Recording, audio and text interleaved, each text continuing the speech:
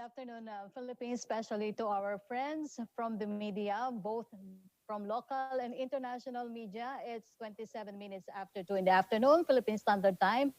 I am Undersecretary Roque Ignacio of the Presidential Communications Operations Office, and this is the pre-SONA virtual presser. The virtual presser po is an interactive video online platform of the PCOO of PCO launched last yesterday to engage with the local and international media.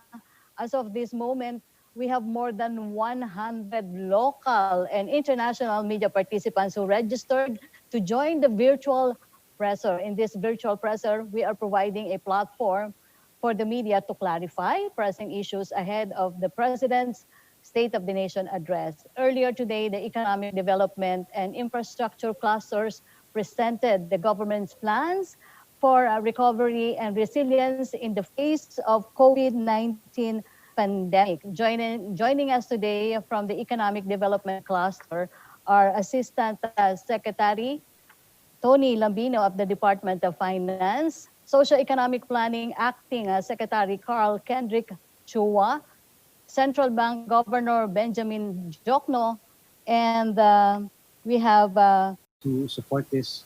And third, I submitted 5, but I'll adhere to the request and stick to 3. What is the status of Build? Could you give us a summary of which projects have been mobilized now that we're under GCQ, which projects have been delayed indefinitely, and the overall impact of COVID-19 in terms of the timeline of Build? Thank you. Can we have Secretary Villar, please?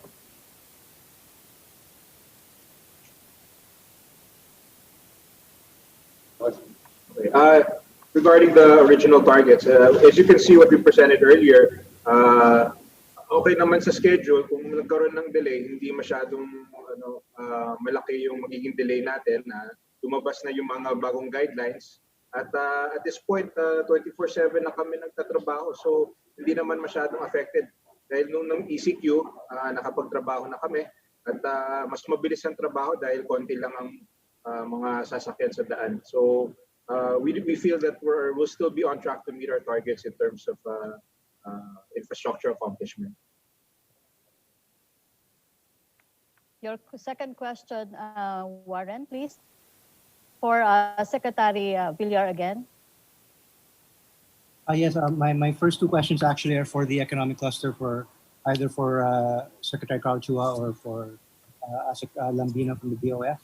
Regarding the economic forecasts for 2020, are you still confident in the latest ones provided, including the contraction of 2 to 3.4% for this year, given the data that you've been able to collect over the last couple of months? Can we have Secretary Carl Chua, please? Thank you, Yusek Rocky, and thank you, Warren, for your question. We are guided in the economic team by 2 principles. So the first one is to be objective. So basically what that means is as we get newer data, and we are getting monthly data from volume of production, from the inflation, from trade, we are using them to basically review our growth and other macroeconomic fundamentals or parameters. The second is we also have to be adaptive. And what that means is we will have to proactively shape actually the trajectory of our economy. On the one hand, the government is talking to Congress for the speedy approval of Bayanihan to Recover, which basically will provide a combination of fiscal, financial, and monetary stimulus to support the economy. On the other hand, we expect everyone in the country really to cooperate and to maintain the minimum health standards. And their cooperation actually will be very crucial in helping us shape the recovery of our country. Thank you. Can we have a question from Maria Bernadette Romero of Daily Tribune? Here is her question for Secretary Villar. Does the Duterte administration's Build program remain on track amid the spiking cases of coronavirus and budget cuts? For Secretary Villar, please. It remains on track. With regards to the yung we're confident with regards to the big ticket projects. Confident naman kami dahil meron na tayong bagong guidelines. So far, nagiging effective naman ng mga guidelines na ni-implement namin. And if you look at based on our studies, nakikita namin na tuloy-tuloy naman ang construction. So if ever na magkakaroon ng delay, very minimal lang ang magiging delay sa infrastructure.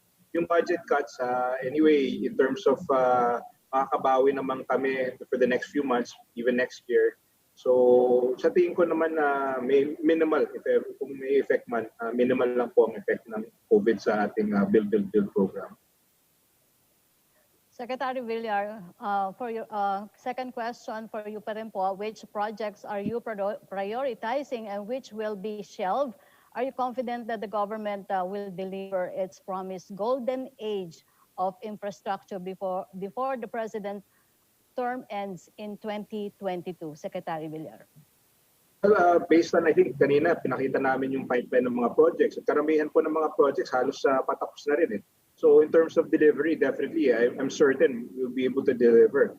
In fact, already in terms of yung amount ng infrastructure projects na na-deliver na ng third administration, it's almost more than double to date, more than double than any other administration. So already we've delivered, but kami naman po, may 2 years pa yung administrasyon, marami pa kaming tatapusin, especially yung Luzon Spine. There's the Luzon Spine Expressway. Yung EDSA, malapit na po yung EDSA. So our message, ang mensahe po namin sa ating mga kababayan, malapit na po ang malaking ginhawa po na maidudulot ng build. Thank you, Secretary Villar. Can we have Secretary Carl Chua? The question is also addressed to you, Secretary. Well, on the build program, we have to, of course, live within the present situation. And the present situation really calls for us to prioritize our build program largely on three parameters. The first one is basically the available fiscal space. And because the build program is one of the key elements of our recovery, and that will also create the jobs we need, this has been actually given the highest priority. On the other hand, we have to be also pragmatic that not all projects are going to be starting because of the social distancing, the quarantine situation, or some of them are not as ready as the others. And the third one is we would have to determine and prioritize the projects which will have the most impact on economy and jobs. At the same time, we are hoping the private sector will be also having the same interest and speed as we want to implement these programs. So in the coming weeks, as we prepare the 2021 budget, and Secretary Abisado can also expound on this, you will be able to see a significant push actually on our infrastructure next year, which will include a lot on health and digital infrastructure as well. Thank you. Thank you, Secretary Chua. Let's now have Rex Remitio, CNN Philippines. Okay, good afternoon. My questions are specifically to Acting Secretary Carl Chua. 2 questions. First, can you give us a picture or a ballpark figure on how many % of the economy have reopened so far? And second is that with the rising number of cases in Metro Manila. Secretary Chua. Thank you for the question. First of all, we have been guided by the interagency task force guidelines on what part of the economy we can reopen, and that's around 75%. At the same time, we are also guided by the fact that there is also restrictions on the full use of public transport. So basically what we see here is that the public transport is around 50 to 60% open. So what we are doing as we move from GCQ to MGCQ and hopefully no more general quarantine is really to improve access of people through our public transport system so that we can open as much of the sectors as possible. At the same time, although we are not seeing 100% of the people in the offices, many of them are actually adapting already and working from home or from other means. So this is a development that we will continue to monitor. Now, the decision to impose the ECQ last March basically was to buy us time to prepare our healthcare system so that we can address the COVID threat and take care of those who become very sick. And we are actually very successful in doing that. Right now, the main question is to rebalance or find a better balance between COVID and non-COVID. And by non-COVID, I'm not only talking about the economy or jobs. I'm also talking about the health of the people as they also face other non-COVID sickness. Many people are diabetic.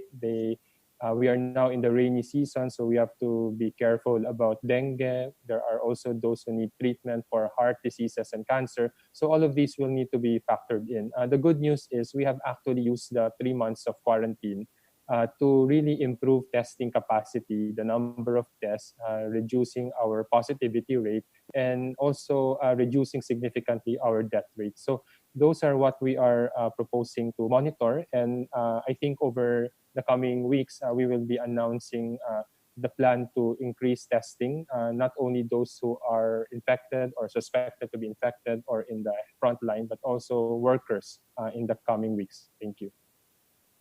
Okay, thank you, Rex. Next question from Melissa Lopez of CNN Philippines for NEDA Secretary Calchua and Assistant Secretary Tony Lambino.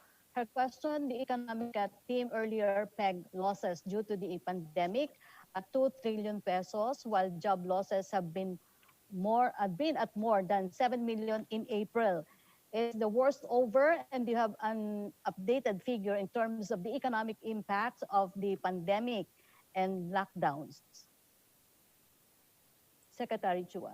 Well, we have prepared the macroeconomic framework as of mid-May, and we were looking at data starting March and April. What we are seeing are the following. The monthly data that is coming out on trade, on production, are actually starting to show improvements. In fact, from the deepest contraction in April, we are seeing still a contraction in May, but improving. And in fact, the PMI or the Production Manufacturers Index is actually also improving to more normal territories in June. So all of these are being factored. We are also seeing a significant part of the economy actually loosening up from the quarantine. So these are, I think, important elements to suggest that the economy is starting to recover. Now, how soon or how fast we will reach positive territory is really dependent on how we proactively respond with our recovery program and how the public will respond also by cooperating, maintaining the minimum health standards, social distancing, and ensuring that they care for each other. Thank you. Can we have Assistant Secretary Tony Lambino, please? Thank you, Sec Rocky. Thank you, Sec Carl. Just one thing to add, no? And thanks, Melissa. Please stay safe in CNN. We understand that there's been a case, of COVID-19, that despite the effects of COVID-19 on the overall trading environment, the Bureau of Customs surpassed last month's collection target by 4.4%. So 42.54 billion instead of the June target, which was 40.74 billion pesos. So this is another sign that there may be rising economic activity. Thank you. Okay, thank you. Can we have Wang Zeng Yellow of CCTV Now?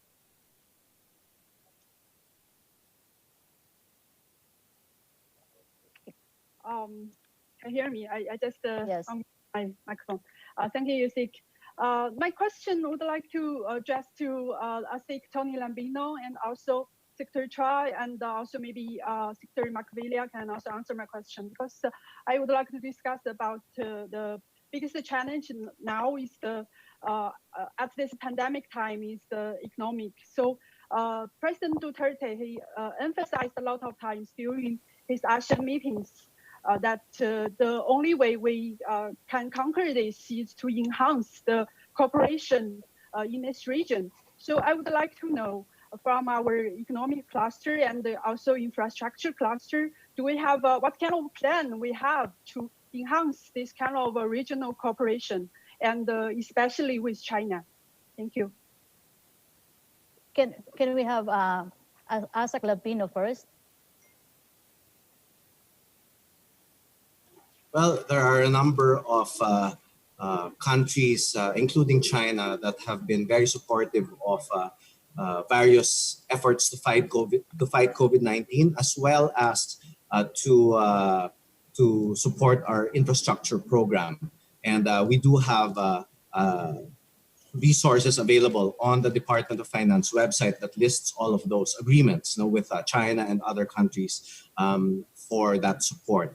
Now, in terms of the COVID-19 response itself, we're also happy to share with everybody that a number of our development partners, both bilateral and multilateral, have been very generous in making sure that we receive concessional loan terms in terms of the interest rate as well as the repayment terms. Again, those agreements are all posted on the Department of Finance website.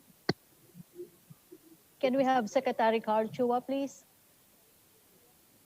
Well, just to add to what Assistant Secretary Tony mentioned, the Philippines is a very open economy, and there are significant trade, tourism, and even infrastructure and investment links between the Philippines and China.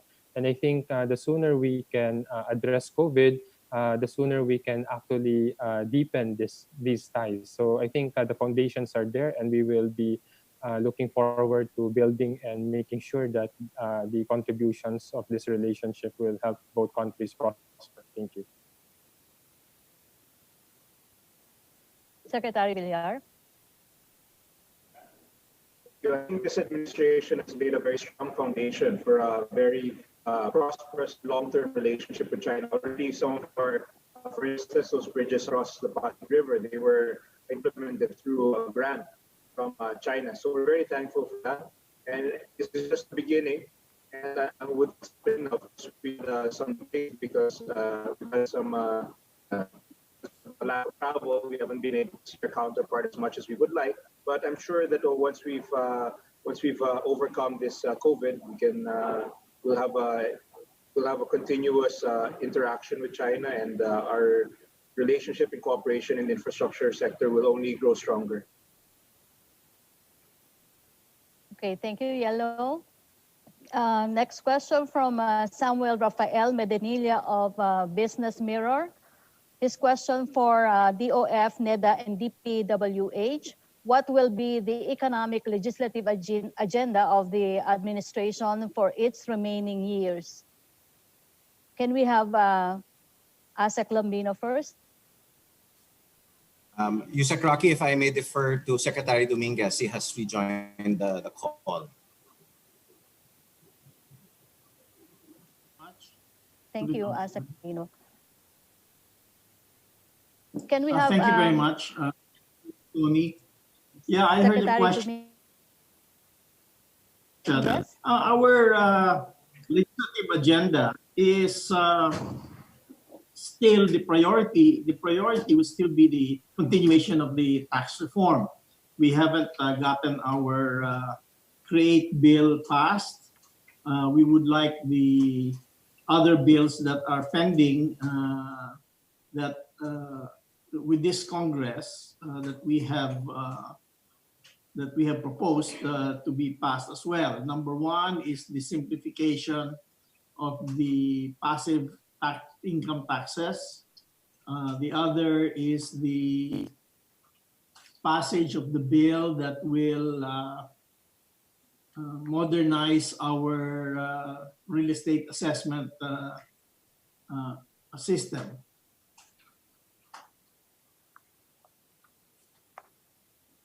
Thank you, Carl, do Secretary you have Dominguez. Can we have additions Secretary Carl Chua, please? Thank you, Secretary Dominguez. Apart from the tax reform, actually in the SONA priorities, which are still ongoing, under NEDA, there are actually three economic liberalization bills: the amendments to the Foreign Investment Act, the Public Service Act, and the Retail Trade Liberalization Act. So these are in advanced stages already in Congress, and I think are very important for helping the Philippines attract the necessary innovation in new technology, ideas, and investment. I think these are very complementary to the tax reform, in particular the CREATE, which seeks to provide more targeted and performance-based incentives. Now, as we enter the new normal, there are other priorities that we may want to consider, and one of these areas is to further enhance our digital economy. And there are several areas such as the open data access bill that I think would be very useful. Thank you. Okay. Secretary Villar, please.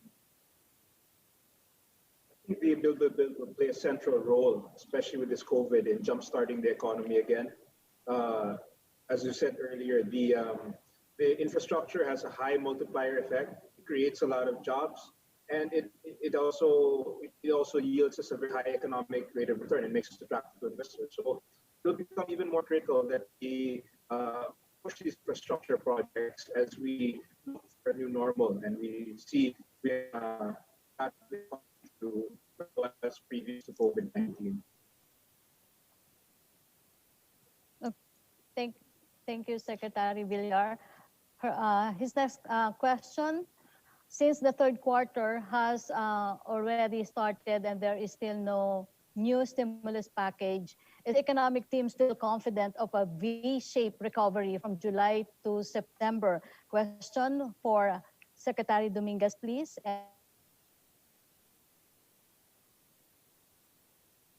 Well, we are currently working with both houses regarding a stimulus one package, or another name for it is Bayanihan 2. We are finalizing the terms of new potential legislation for that. Actually, the stimulus package is important. There's no doubt about it. But more important even is the confidence that our people will have in getting back to work, in increasing their consumption, and confidence in the future. So this is the big hurdle actually that our economy is facing. The increase in consumption, consumption is about 75% of our total GDP. So that has to come in. Of course, the stimulus program is important. Our citizens,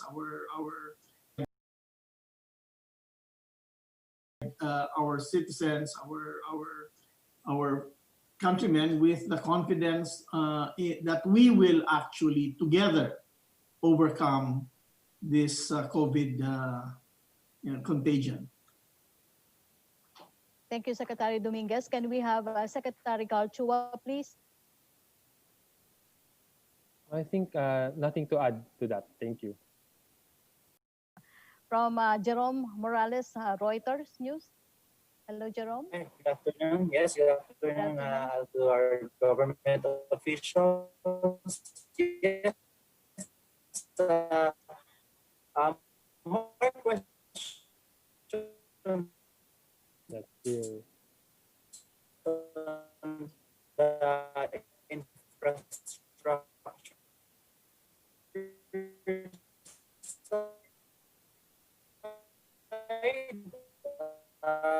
Of course, the pandemic has thrown much of the assumptions, plans, numbers of companies and government out of the window. And the NAIA consortium project said it's no longer viable under current terms, which is the 100. Of first, what happens with re-evaluation of the PPP unsolicited offer rules so that we will not have any more of these problems? Then second, things like this, the re-evaluation of the numbers. And then third, structure flagship projects, which is 100, can be finished or can be under the term of the president. May I answer part of that question? You brought up the question of yeah, may I answer it? Yeah, I'll just answer part of it. You brought up the question of the NAIA consortium, is that right? Yes, Secretary. Yeah, essentially, I got a copy of the letter of the NAIA consortium saying that the current economic situation is such that they are not confident that they can finance the project or that they cannot push it together, push through with it. However, let me say that I understand that the DOTR under Secretary Tugade, as well as Vince Dizon, who heads up the infrastructure projects, are in conversation with two more potential proponents for the NAIA project, who are, and apparently these two other proponents are willing to get into an agreement with the government, which are very similar to the terms of the agreement between the project proponents in Clark Air Base and in the Clark Airport and the BCDA. So we're not worried about it. We believe that these other two proponents are willing to step up to the plate here.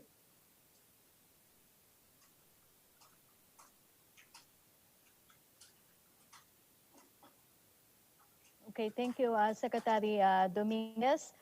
This question from Claire Zhao of Bloomberg for NEDA, DBM, and perhaps for BSP Governor Benjamin Jokno. Her question: based on early indicators, how did Philippine GDP perform in the second quarter with the gradual lifting of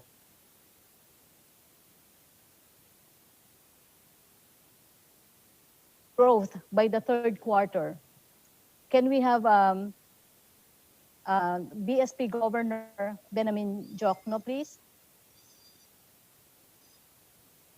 Well, the official target or data will come from NEDA, but we have our own estimate, and of course it's logical that the second quarter will be worse than the first quarter because that's the peak of the lockdown. So, but still we'll stick to the national government's position that it's right now it's in contraction of 2 to 3.4, unless Carl is coming up with another number. Can we have Well, thank you, Governor. Yeah, as I mentioned, we are taking a very objective and adaptive approach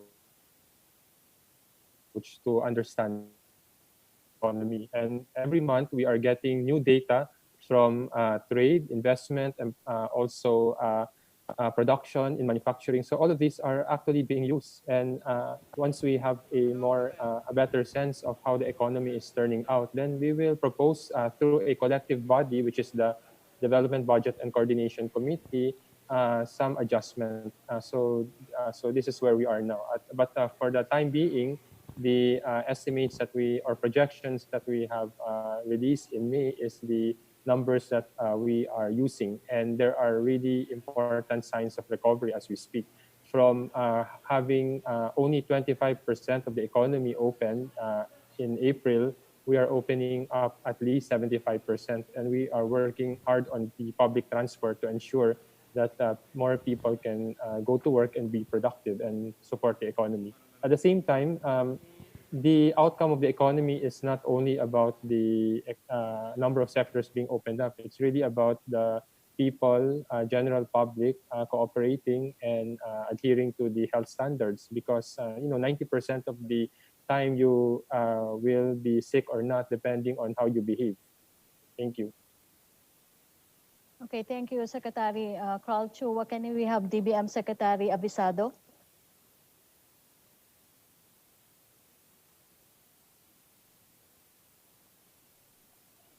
Secretary Abisado? Okay, let's go to the next question from Ian Sigaral of Philippine Star Online. Hello po. Can you hear me po? Yes, we can hear you. Okay po. My question po is for Secretary Chua. Yesterday, the revised NAIA rehab plan was said to be rejected by the government. In a statement, the consortium said the new plan is to ensure financial viability of the project amid the COVID-19 pandemic. Our question po is, with the potential that other infra projects po may need some changes or tweaking to ensure financial viability amid the pandemic, is the government prepared to pay higher premium or provide guarantees to these PPP projects? Why or why not po? Thank you. May I answer Secretary. that? Sure. May I answer that? Yes, Go Secretary. ahead, Secretary Dominguez po.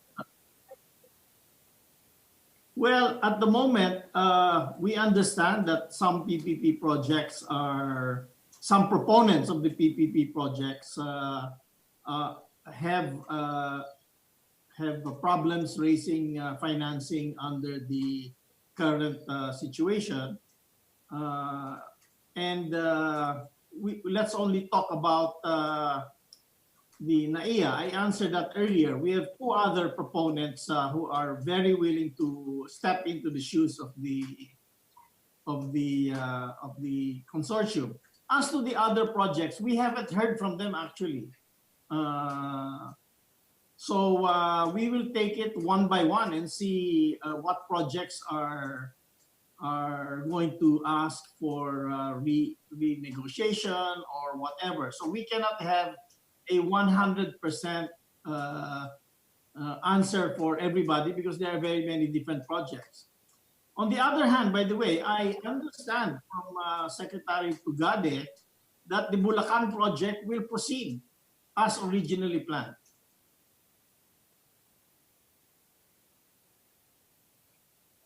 Does that answer your question? Yes, Secretary. Thank you po. Thank you. Okay, thank you, Jerome. Can we have a question from Stanley Buenafe Gahete of Kyodo News Japan for NEDA? How it happened that inflation rate rose in the second quarter due to commodity pricing, despite the fact that community quarantine was lifted a bit and transportation is now working compared before. How do we forecast the rest of the second quarter as COVID-19 rate is increasing? What our plans also will the national IDB pursue this year? Well, on the inflation question, what we need to understand is that it is a consumer price index. It is the rate of change of the consumer price index. And under that are many commodities. Some are going up, some are going down. But on average, it is around 2.5%. In fact, what we find is that food inflation actually went down.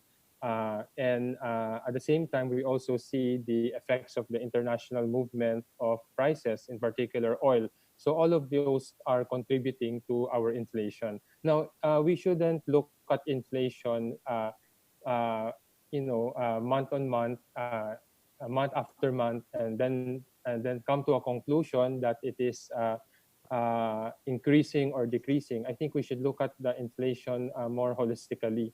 And one of the way to understand inflation is that it is actually very low and stable. In fact, right within the 2 to 4% target of the central bank and below the midpoint.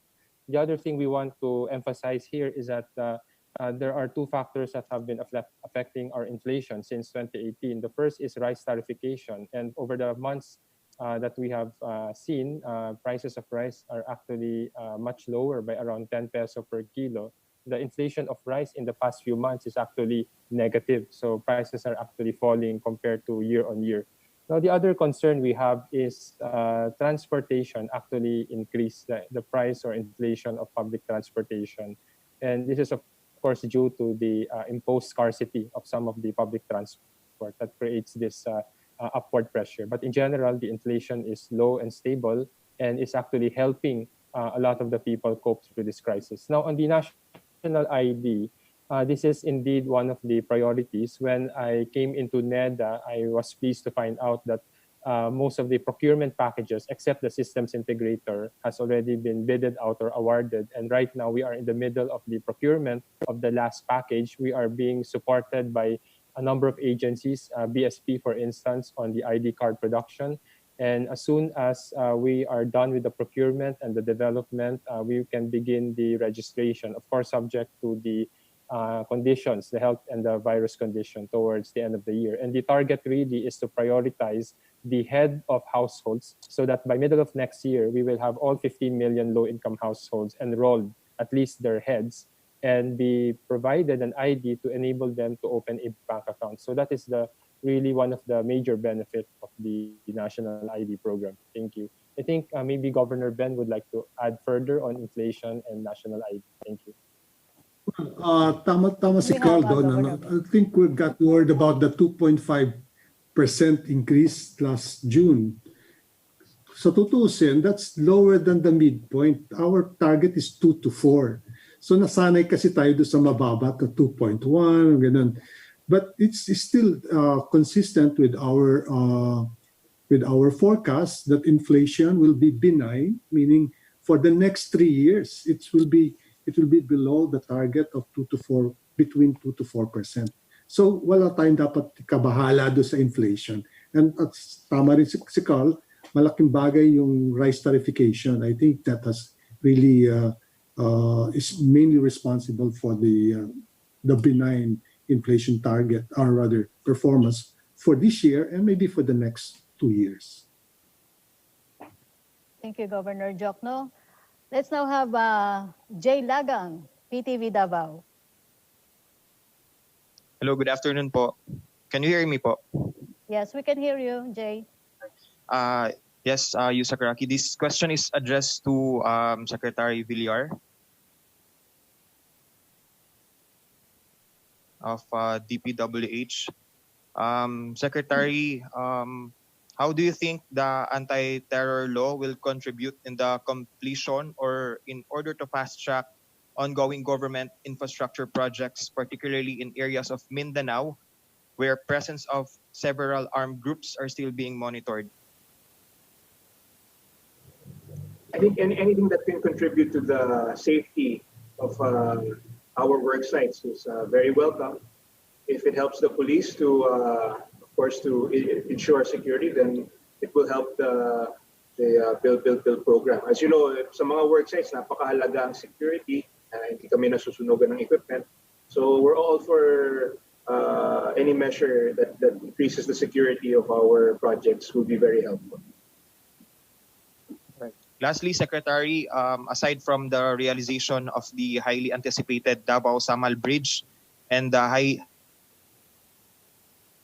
priority bus system of Davao City LGU, how close are we as well in realizing other key infrastructure projects in Davao City, such as the Davao City Expressway, and also the status of the rehabilitation plan for Davao City International Airport? Well, yung airport, I think we can refer that to the DOTR. But regarding yung mga kalsada, yung Davao Coastal, which is locally funded, it's well underway, and there are large portions that have already been completed, and we really target to finish that before the end of within this term. Yung Davao-Samal Bridge, which was mentioned earlier in the SONA, in the pre-SONA, we're already almost, we're just finalizing the final requirements in terms of detailed engineering design. We'll be ready. We're targeting to start early next year, the project. And the Davao Expressway is also, we're working on that as well. The Davao bypass is at an advanced stage. It's already been it's ready for implementation as well. There are portions that have already been that are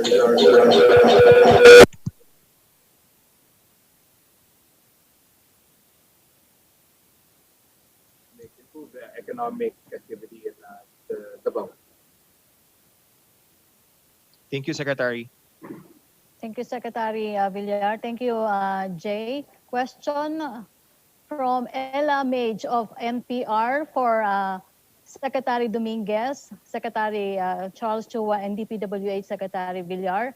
What does the President see as his legacy, given he has only 2 years left in power? Can we have Secretary Dominguez first? What he sees as his legacy? Yes, Secretary. I really don't know. I really don't know what he will see as his legacy, but what have we achieved by 2019 before this pandemic happened? Okay, number one, we achieved most of our goals in the poverty reduction area. When we came in, our poverty was around 22.5%. And by the 2019, it was already down to 16.5%. I'm not sure exactly what the decimal point was, but it's really down. Number two, we doubled the amount per the spending as a percentage of GDP on our build program. You know, we used to spend 2 or 2.5% per year of our GDP in infrastructure programs, and we spent over 5% by 2019. So, and we are determined to continue that progress. Of course, we have this COVID-19 that has hit us, and you know, we've explained that it has hit us quite badly, but we are determined to overcome this. I'm just talking, those are just two items that I think he can look back on, but there are certainly other accomplishments of President Duterte in other areas that will be part of his legacy. You know, another one I can think of is our cleaning up of the cigarette industry, where from about 30% illicit trade in the cigarette industry, we're probably down to about 5% now. And that has improved our tax collection system. So we are not ready to, at this point, to write out what his legacy is. We're just telling you what it was as of the end of 2019. Thank you. Thank you, Secretary Dominguez. Can we have Secretary Charles Chua? Carl Chua po. Well, just to add to Secretary Dominguez, I can only just add a framework that that the President started with in 2016, and that is his 0 to 10-point socioeconomic agenda. And I look at the progress against that agenda. We are 7.5 out of the 10 accomplished. So we have achieved very seeing reduced income taxes. At the same time, we were able to raise money from consumption taxes and the sin taxes to finance the government's program. We were able to pass the ease of doing business law. We, as Secretary Dominguez mentioned, doubled our infrastructure spending to beyond 5% of GDP. In rural development, we started with rice tariffication, and that guaranteed much lower prices for all consumers of rice, and also at least 60 billion in support for rice farmers. We passed universal health care. In science and arts, we passed the Innovations Act, and that is important to bring us to a higher level of development. And under social protection, the national ID. So these are just to add to some of the accomplishments that were committed and actually delivered, which paved the way for the significant improvements in poverty, unemployment, and underemployment rates, which before COVID were actually among the lowest in our history. Thank you. Thank you, Secretary Carl Chua. My apologies. For No problem. DPWH Secretary Villar. Yes, I think in terms of legacy, although we're not, we still have 2 years to go. But to date, I can say that I can let the numbers speak for themselves. 137,000 classrooms, more than 23,000 kilometers of road, 8,941 flood mitigation structures, 4,900 kilometers worth of bridges. The decongestion of EDSA, Balintawak to Makati in 10 to 15 minutes. And of course, aside from that, across the country, we have numerous, in terms of spending, in a single year, we spent 700 billion at a rate that's more efficient than any other administration. In 4 years into this administration, we've spent at least double more than any other administration, 5% of our GDP. So this is just, and we're not finished yet. We're only a little more than halfway in this administration. We're a little more past the halfway point, but the accomplishments speak for themselves. And at this point, we want to finish strong. And the legacy of this president, definitely, while it has not been, the final chapter has not been written, it'll be definitely one of the most enduring legacies of any administration in this country. Thank you, Secretary Villar. Can we have Bruce Rodriguez, ABS-CBN News?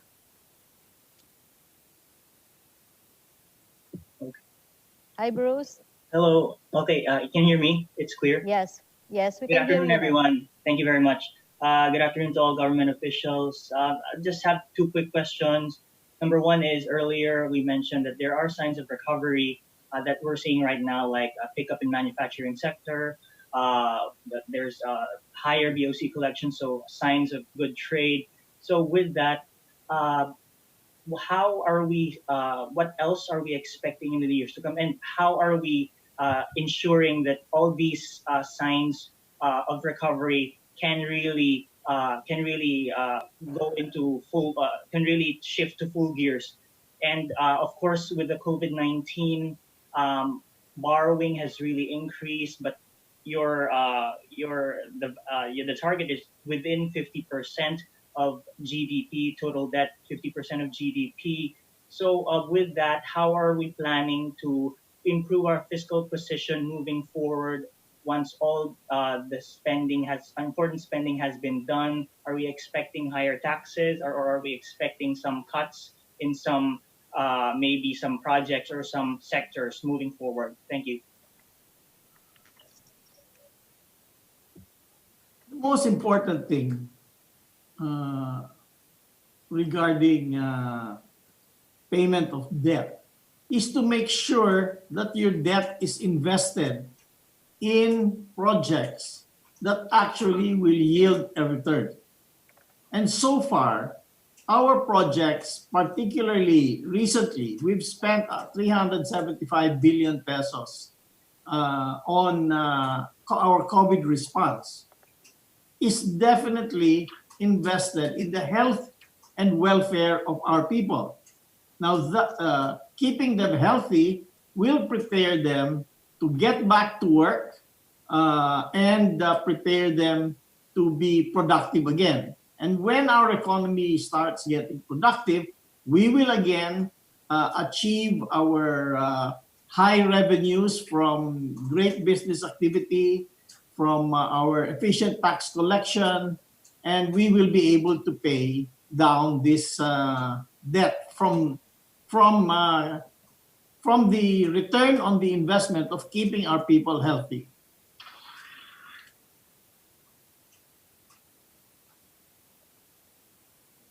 Yes, if I may follow up again, how about, sir, what are we expecting maybe from Secretary Carl Chua? What are we expecting to do in terms of really assuring that all these signals for recovery can come to fruition, at least in the next few years? Number one that you said is digital infrastructure, digital economy. How much is the Philippines? Is there any figure right now that you can share? How much is the Philippines willing to spend on digital, and how can it further boost investments in this sector? Because right now there are a lot of issues, or there are a lot of challenges in the local telecommunications sector. Thank you. Thank you, Bruce. Let me step back and say that the most important thing right now, as we see signs of recovery, is to boost confidence of the people. And one way to do that is to help them understand that while the virus is here to stay for several more months or even possibly years until a vaccine can be discovered, a lot of the outcomes in the economy and their lives actually rest on their own decisions to take care of themselves, to abide by the minimum health standards, and to maintain social distancing. And this is what we saw in other countries that maintain that. At the same time, we have to boost further that confidence by moving our testing, tracing, isolation, and treatment process a step further.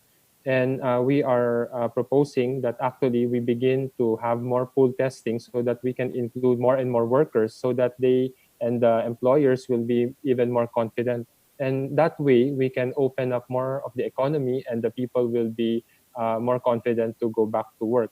At the same time, we are working also on the public transport system. So we are actually looking at this from a cross-cutting point of view. So address the health concern first by boosting confidence through more testing, and that would entail some adjustment in our protocols. At the same time, we have to make accessible our public transport system, and that is in the works right now. Now, you mentioned the third, I think is very apt. The third cross-cutting is to enhance our digital economy. And this is in fact one of the key directions of the government going forward under the new normal. And a lot of these rests on the one hand, legislative action to pass, for instance, the Public Service Act and the Open Data Access so that more people can benefit from internet services, better quality at lower price. At the same time, we are reviewing some of the ease of doing business aspects that have prevented or slowed down, for instance, expansion of networks. So these are some of the major priorities that we have. Thank you. Okay. Thank you, Bruce.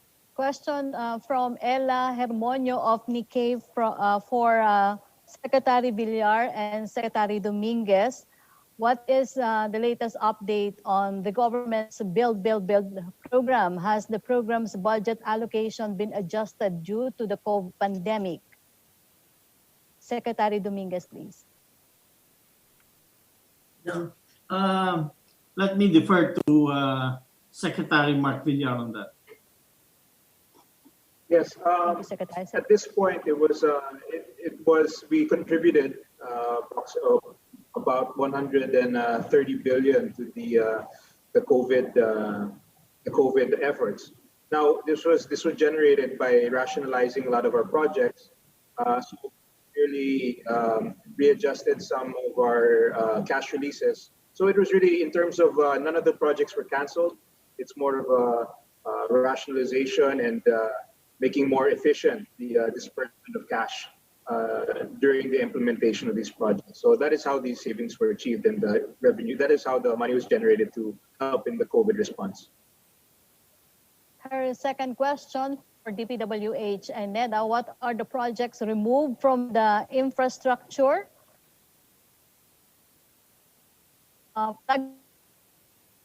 List. What are the priority IFPS given the new normal? Secretary Villar. We have not yet removed any projects from our. Again, what we did was in order to generate the funds, we clearly rationalized the disbursement of each. And at this point, we give ourselves a certain flexibility if we need to adjust for whatever unpredicted, whatever circumstances might arise.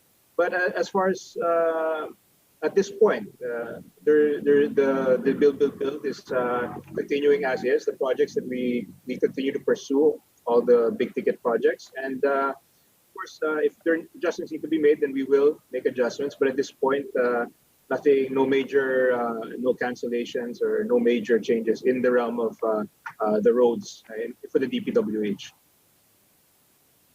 Thank you. Secretary Carl Chua, please. No, I think I have nothing to add.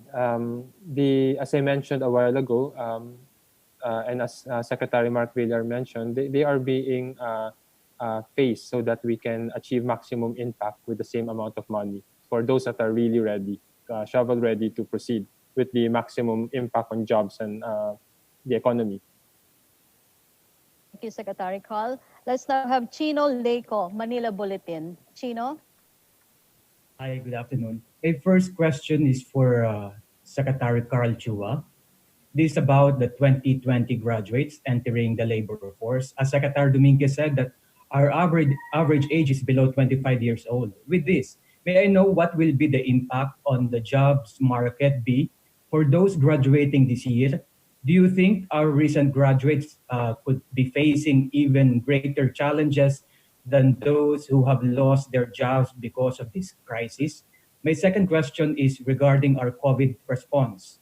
May I get the view of the economic team on the perception that the government is heavily reliant on former generals to contain the virus despite the lack of experience in public health? There are also comments that the impact on the Philippine economy is larger compared with some ASEAN peers because of the delayed introduction of mass testing and the prolonged quarantine measures. Have you identified some early missteps in our COVID response since it was first reported in Wuhan in December last year? Thank you. Secretary Carl Chua. Let me take the first question. Let me compare two situations or scenarios. One is maybe 10 to 15 years ago when the unemployment was around 8%. And we were increasing every year our deployment of OFWs. That was around 10 to 15 years ago. In the last 2 years, the data that we are seeing is actually the reverse. Our unemployment rate has actually gone down to one of the lowest levels. On average, it was hovering at around 5%. And more telling is the underemployment rate, those with jobs and want more income, has actually fallen from around 22 to 13%. This is prior to COVID. At the same time, from 2017 to 2019, we have seen a decline in the deployment of overseas Filipino workers. So what that basically means is that unemployment in the Philippines and underemployment going down, and the deployment of our workers abroad also going down, suggesting the economy is really increasing its capacity to absorb more workers.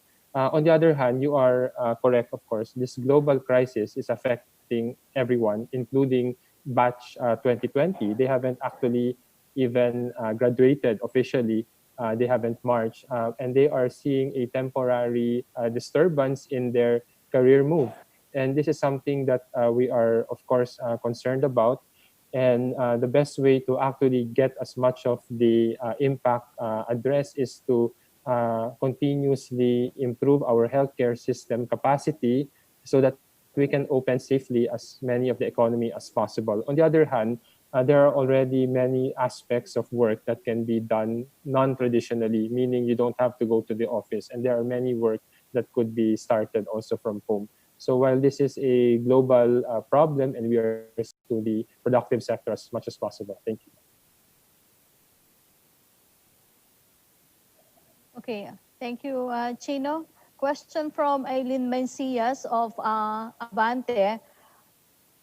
For Secretary Dominguez, if there will be no takers for the huge infra projects that the Duterte administration is pushing for, will you rely on borrowings just to see the build projects through? For Secretary Dominguez. The build projects will go through. And we are committed to that. We will fund it from the usual sources, from taxes and borrowings. Rest assured that our borrowing policy is very conservative. At the moment, in fact, we are getting the lowest interest rates that we have experienced in a long, long time. And we are also experiencing longer maturities. So in fact, because the build projects have very good returns, we are actually in a very good position to fund these projects through debt. And again, let's look at, I think all these questions that I've been noticing a trend in all these questions. It's as if this COVID crisis is here to stay and it's not going to be overcome. We will overcome this crisis, okay? We will get back to work. We will get back our economy. And you can be assured that this government is doing its utmost to bring back the economy back to the growth path. It's true, we are having a hiccup, we are having a bad spot, but we are strong enough to weather this problem and come out of it probably even stronger than before. Thank you. Thank you, Secretary. Her second question, Secretary, what will it take for the Duterte administration to reprioritize spending to support existing small and medium businesses that already have their own employees and have been paying their taxes over the big ticket and potential of future white elephant projects? Also for NEDA Secretary Carl Chua. Secretary Dominguez, please. As we mentioned earlier, the government has spent 375 million pesos, and largely to support the people in the informal sector, as well as employees of the SME, small and medium enterprises, and the like. So we have been returning tax money to people who need it, and I resent this this term white elephant projects, because we do not have any white elephant projects in this administration. Thank you, Secretary. Secretary Carl Chua.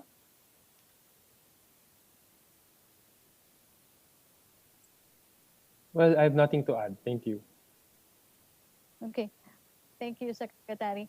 Ralph Rivas Rappler. Ralph? Hi po, magandang hapon po. I have 3 questions po. So my first question will be still about loans. How much are we borrowing for this year? And do we already have a target for next year? And can we get details on the funding source? For Secretary Dominguez, Saxani po. As I mentioned earlier, we have already borrowed 1.2 trillion pesos from the local market, and we have also borrowed another 5.4 billion US dollars from the international market. We will borrow enough to cover the shortfall which we expect, but we do not have any projections yet on our borrowing program next year that is being discussed in the DBCC. Thank you. Okay po. So my second question po is for the, I guess, the entire economic team. The Philippine Competition Commission came out with a position paper recently saying that there are provisions in the various economic proposals that are already in Congress that may be anti-competitive, and there are also provisions that seeks to do away with procurement laws, and they said that it may lead to bid rigging. Comments po on the position paper? Those items definitely were inserted and did not emanate from the administration's proposals. Okay. Tapos yung, paisa na lang po, sorry. One last question po. Fitch Solutions recently released a report saying that the cease and desist orders of against ABS-CBN is a quote politicization of telecom services in the Philippines, and in summary, affirms concerns of an inefficient regulatory regime, which has kept potential investors hesitant. So, with this, what's the economic views team on the ABS-CBN issues impact to the economy and the potential yung hesitation po ng investors in coming into the country? Thank you. The fact that ABS-CBN does not have its franchise is not an administration issue. Franchises are not provided by the administration. They are provided by the Congress. So that issue is strictly with them. Secondly, we have not seen any direct result of a slowdown in investment because of the ABS-CBN issue. We have seen a slowdown, yes, but that is essentially because of the COVID pandemic. Most companies around the world, here and abroad, are keeping their money in cash in case they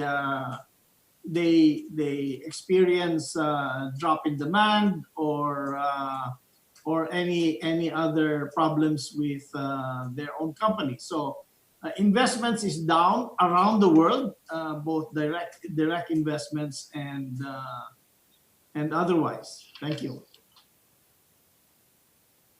Oh no! Oh, sorry. Let me add something.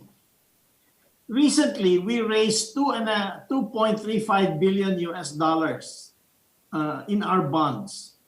That is an investment in the Philippines, and that happened during this issue with ABS-CBN. So I think our bondholders, to the extent of $2.35 billion, are very confident in the Philippine economy. Thank you. Okay, thank you, Ralph. From Eileen Mencias of Abante, for DPWA Secretary Villar, mass testing was the key for the opening up of New Zealand, South Korea, and Taiwan. No such thing happened in Metro Manila when the restrictions were eased and it went from ECQ to GCQ. When reports that MRT3 ticket booth attendants tested positive for COVID-19, what were your initial concerns? Have you any idea of how many people have been in contact with them? And can you share with us the number and the efforts being done on contact tracing on this specific episode for Secretary Villar? Could I refer that to the DOTR, regarding the, it's under, the trades are under the DOTR department. Perhaps they can shed some light on that question. Okay, since Secretary, we don't have a representative from the DOTR here. Let's go to her next question. We do have construction guidelines that we release, and they're very stringent about what are the protocols that should be followed during the site, and it includes constant testing, monitoring by medical personnel, contact tracing, social distancing, hand washing, additional facilities. So we're very stringent about that, and the guidelines are such, although we're always open to improvements, the guidelines are such that they will allow us, looking into the future, to be able to conduct or implement our projects in a safe environment and while protecting the community as well. Secretary, her next question for Department of Finance, Secretary Dominguez, and also for DPWH, a number of companies lost money because of the lockdown, and many of them donated to the efforts in containing the COVID-19 pandemic. The NAIA Rehab Consortium seems poised to drop the project. Given this development, will you still push for the build projects? instead of realigning the budget wage subsidies of small and medium businesses as the Arise bill envisioned? For Secretary Dominguez and Secretary Villar. Secretary Dominguez po, please. What's the question again? A number of companies, Secretary, a number of companies lost money because of the lockdown, and many of them donated to the efforts in containing the COVID-19 pandemic. The NAIA Rehab Consortium seems poised to drop the project. Given this development, will you still push for the build projects instead of realigning the budget for wage subsidies of small and medium businesses as the Arise bill envisioned? The build program is the program that will help lift us up, help lift us out of this problem that we have, okay? It will put money, give people jobs. It will put money in their pockets. It will allow them to work. It will allow them to buy things, to increase demand, and other companies will benefit out of it. This is a better way to revive the economy than to give handouts at this point in time. So we will not slack down on the build program. Thank you, Secretary Dominguez. Let's go to Bea Laforga, Business World. Hello po. Hi. My questions are for our economic team. I just want to ask if regarding the survey that was launched in May, I just want to ask if we already have a preliminary results on that regarding the DOF and ADB survey to large firms. Also, may I ask, I just want to clarify if the mining tax reform is still part of the tax reform program that we will be prioritizing, because I don't think I heard it earlier. And if so, are we also considering tweaks? I answered the question on the tax reform already, and we said yes, we will push ahead with the other portions of the tax reform because they are revenue neutral. So we will push ahead with those. Okay. Now, with regards to your other question, what was that again? I just want to ask if we already have preliminary results. The results of the survey. Yes, we have the results of the survey. And I will ask Tony Lambino for a summary of it. Thank you. Thank you. Okay. Lip Wang, Guangming Daily.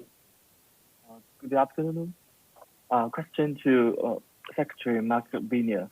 How do you assess the infrastructure cooperation between Philippines and China, and in which aspect or which project do you want to push forward especially? Thank you. For Secretary Dominguez? No, for Secretary Mark Binier. Infrastructure. Secretary Villar, please. Yes, the projects for the China, first, what I mentioned earlier, initially we've had a lot of grants, and we're doing a lot of feasibility studies. We're creating a pipeline of projects that I believe will carry the relationship between China and the Philippines even onto for the next even decades, much longer, for the long term. So I'm very confident that of course although it's of course we are in the infancy stage. We're starting to develop things, but I believe that we've created a strong foundation for the medium to long term, and we have a lot of projects that will be coming online in the next before the end of the term of President Duterte. Okay, thank you. Okay, thank you. Secretary Dominguez, may pahabol pong question si Chino Leico ng Manila Bulletin. Secretary Dominguez, for Secretary Dominguez, question from Chino Leico was on concern that the officials leading COVID response are military generals without experience on health concerns. has the economic team identified early, early missteps in the COVID response? For Secretary Dominguez. The answer is no. Okay, thank you, Secretary. Can we have now Ben De Vera of Philippine Daily Inquirer? So good afternoon, secretaries. I have actually two questions. Some of the questions I had in mind were already asked by my colleagues earlier. So the first question will be for Secretary Avisado. Since the 4.3 trillion 2021 national budget will focus on COVID-19 response, once the vaccine is available, how fast can the Philippines purchase these vaccines, and how much will be set aside or spent to buy the important vaccines? And the second question for Secretaries Dominguez and Acting Secretary Chua.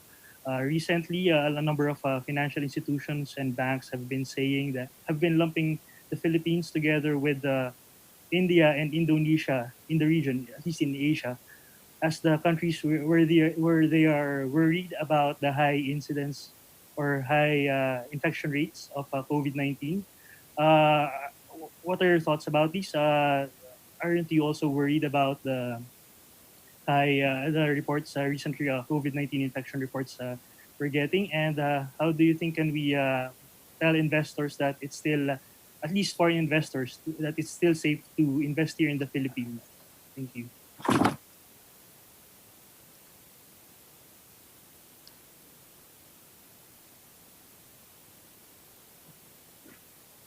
For Secretary Dominguez, I think can we have is for Secretary Dominguez, can we get Assistant Secretary Tony Lambino? Problem.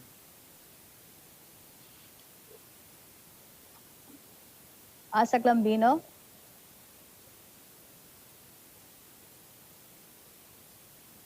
Or if Secretary Chua can also answer. Secretary Carl Chua. Let me, Ben, try to answer one of your questions. We are testing latest number, 19,369 as of July 3, the data that I have, with a positivity rate that is, I think, around 6 or 7%. And we have capacity, actually, to test, I was told from Secretary Vince Dizon, 74,000. What that basically means is we are ramping up testing to cover at the maximum 2 million tests per month. And part of that is really detecting those that have not been detected before. And the good part of that process is that I think 98% are considered mild or asymptomatic.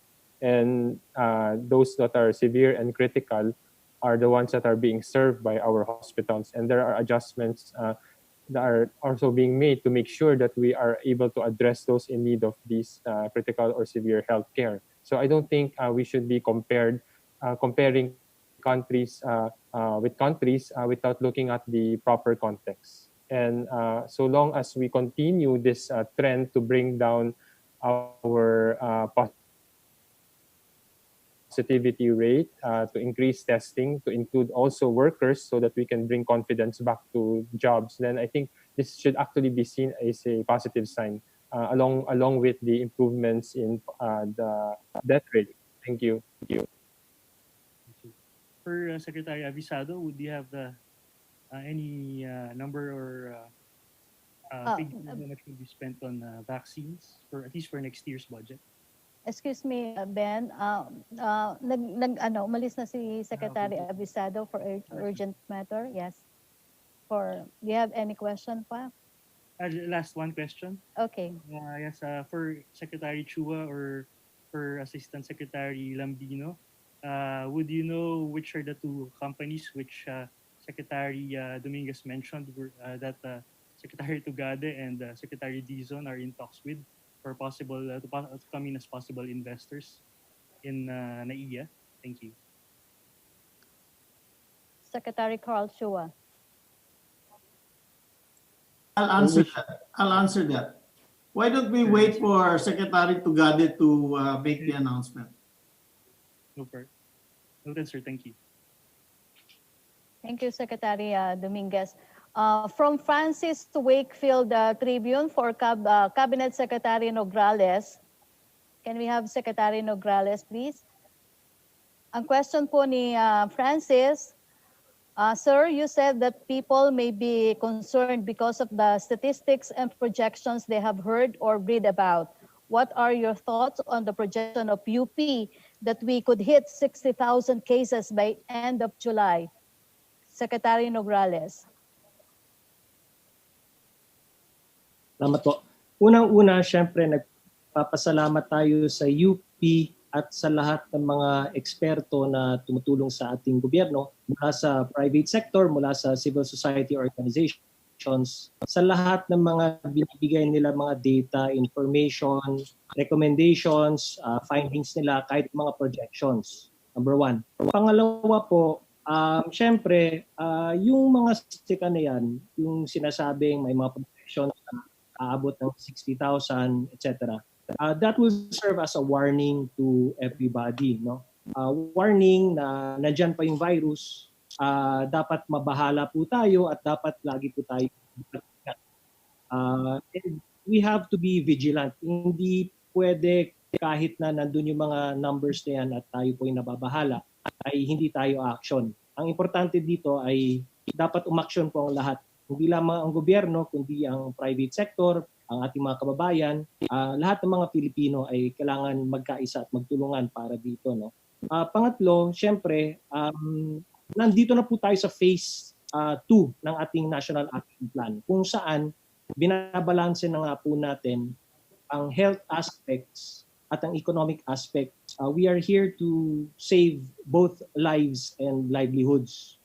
So kailangan nandyan po yung laging nating paghahanda habang binubuksan natin ang ekonomiya, gaya na nasabi ng ating mga economic managers mula sa economic development cluster pati sa infrastructure cluster. Kita naman po natin, the focus now is opening up the economy, allowing people to return to their jobs, providing them livelihood, pero kailangan pa rin po yung pag-iingat natin. So sama-sama, dapat tayong lahat ay magtulungan dito dahil for us in government, yung mga numbers niyan, mga statistika niyan, hindi lamang puro numero yan. Siyempre, lahat po tayo ay tinitingnan po natin, dapat yung mentality natin ay bawat buhay ay mahalaga. Kaya po ginagawa natin ang lahat ng mga hakbang ito para po bigyan ng kaligtasan ang lahat ng ating mga mamayang Pilipino, both the health aspect, pati na rin sa kanilang mga livelihoods din. Thank you, Secretary Nograles. May pahabol daw po si Celerina Monte for Secretary Villar. Are there infra projects previously lined up that would no longer be implemented under the Duterte administration due to financial constraints and other reasons? If so, what are those? Secretary Villar, pahabol lang po ni Celerina Monte. At this point, wala pa kami dyan. At this point, yung savings na generate namin ay galing po sa rationalization ng cash disbursements. So wala pa kami sa cancellation ng mga projects, and at this point we have not canceled any project. We are pursuing the projects that we've previously mentioned. So at this point we have not canceled any projects. Opo. From Ted Cordero, GMA News Online for Secretary Dominguez daw po, are there other bilateral or multilateral loans being negotiated for COVID-19 response support so far? Yes, but we do not disclose the name or the terms until they are completed. Secretary Dominguez, question pa rin po niya, do you mean that the government is now willing to set aside the NAIA consortium proposal in favor of the two other proponents? Well, we're not setting aside the NAIA consortium. They're the ones who set it aside. It's not us. But I'm telling you, there are at least 2 more who are interested in the project at the terms that we have indicated. Okay, thank you very much, Secretary Dominguez. Thank you po sa ating mga guests. Kunin ko na lang po yung mga mensahe ng ating mga bisita. Unahin ko po si Secretary Dominguez. Sir, your final or closing remarks, please, before ending this virtual presser. Thank you very much. We appreciate all the questions that have been asked. We have been as frank as possible and as forward as possible in presenting the government's position. Let us remember again that we came into this COVID contagion with a very good and strong position. We have also achieved a very low death rate. Our death rate is around 1.2 people per 100,000 population. Now, there are other countries who are already 54 people dead out of 100,000. So I think that the Philippines has done very well in maintaining the health of the people and in maintaining the low death rate. We are now testing more. And as you test more, you will get more people who are going to test positive. But we have to remember, having COVID-19 is not a death sentence, okay? In fact, only less than 2% are actually severe and require hospitalization. The rest are mild cases. So it is important for us to remember that we are ready to deal with the difficult cases, but it is also important for each and every Filipino to practice good health and safety measures. Wash your hands, wear a mask, and of course, keep distance from the others. That is your primary responsibility. You are primarily responsible for your own health. The government will support those who are seriously ill, and we have managed, as I said, to keep our mortality rate at a relatively low position. We came into this with a strong financial position, and we are ready and able to cover the deficits by our borrowings. And those borrowings, as I said, are relatively low compared to our GDP. And we have enough resources, and we are confident that in the future our economy will bounce back and we will be able to pay these loans without putting a lot of pressure on our future generations. So again, my message is keep safe, wash your hands regularly, wear a mask, and keep distance. Thank you very much. Okay, thank you very much, Secretary Sani Dominguez. Can we have the acting secretary? I'd like to say two things. Number one is we are not all in the same boat. We actually come from diverse backgrounds and working conditions, but we are all in the same storm. I think we right now will have to set aside a lot of our small pettiness and biases and other issues to really work together to come to a lasting solution or to get to a stage where we can continue to move forward amidst this threat. And that means really the government working hard for you to advance some of the proactive policies that can help mitigate the impact of this pandemic, but also the public and every one of you to really take good care of yourselves and to make sure that all your actions, you think about your family, friends, and the public. And this is really how we can move forward. The second message I wanted to say is that, we have a very good history of turning crisis into opportunities. Asian financial crisis led us to build our financial system to one of the strongest that is we see today. a fiscal crisis 15 years ago helped us address the problems in the fiscal sector to where we are today with very good fiscal space that we are using to address infrastructure, social services, and COVID response. And even a slightly higher inflation in 2018 led us to pass a 30-year-old pending reform called the rice tarification, where 106 million Filipinos are now benefiting from lower food prices. So I think this is imperative that we work together and make use of this crisis to turn it into opportunities that will make sure that future generations would be much better off. Thank you. Thank you, Secretary Carl Chua.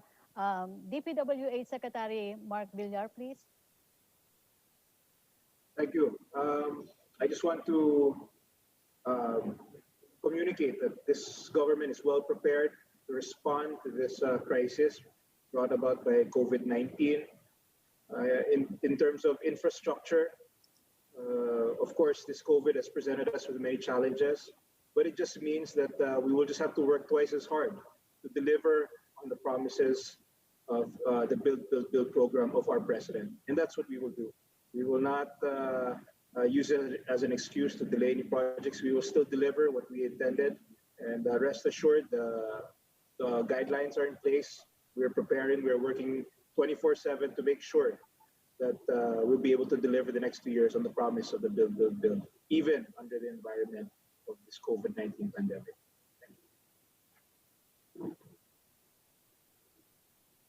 Thank you, Secretary Villar. Can we now have BSP Governor Benjamin Jokno? No doubt this crisis will leave an indelible mark not just on our economy, but on our history. And as a people, we choose to rise above this adversity. We are, however, in a favorable position to ride out this pandemic.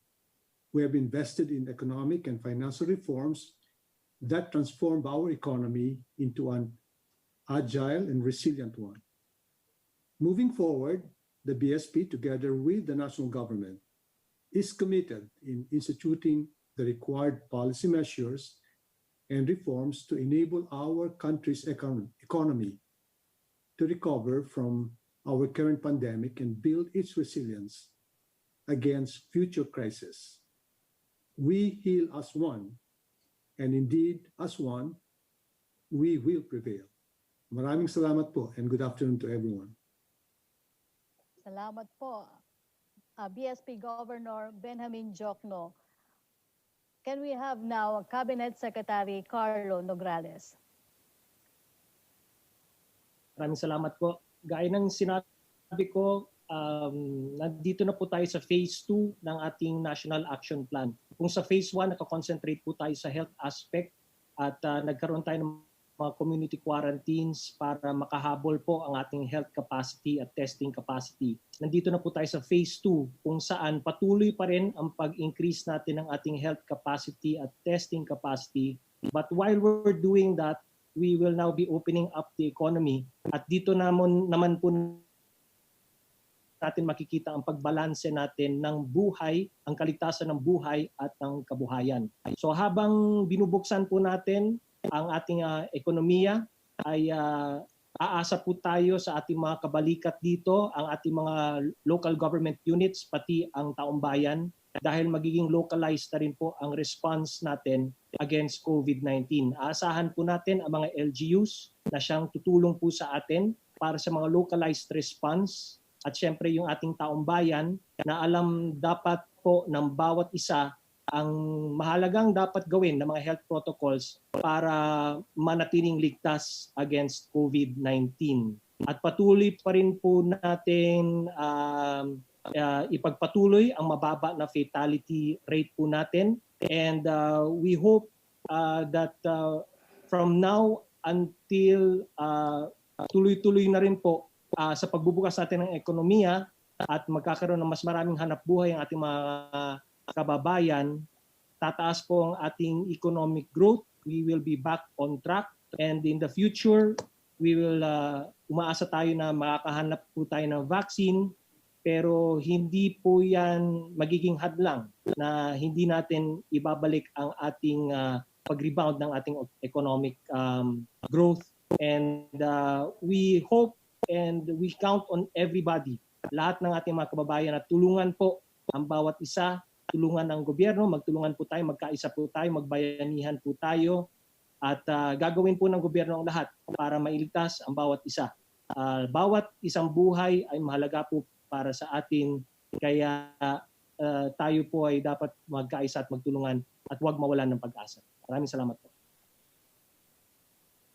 Thank you, Cabinet Secretary Carlo Nograles. Thank you to our guest speakers. Sirs, with that, we would also like to invite everyone to tune in next Wednesday, July 15, 2020, for another pre-SONA virtual presser featuring the Human Development and Poverty Reduction Cluster and the Participatory Governance Cluster. Please follow our social media accounts on Facebook, Twitter, and Instagram for more updates. Again, thank you to our media participants for joining in today's virtual presser. Until next week, good day to all. Salamat po.